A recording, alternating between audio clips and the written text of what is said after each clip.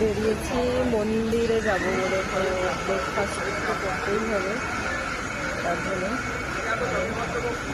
Gujarati pakora type, জানি না নাম। মন্দিরে যাবো, তার আগে একটু ব্রেকফাস্ট করে কিছুই চিনি না।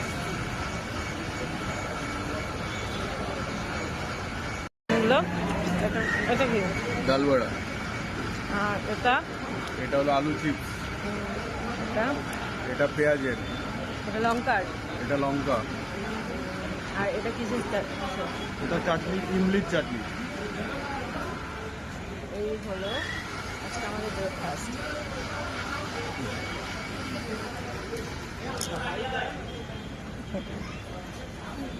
এখানেই আমরা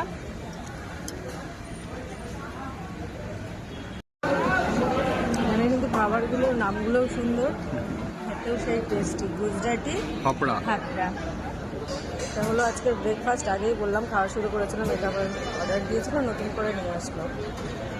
তো ভালোই লাগছে খেতে, খাবারগুলো ভালো।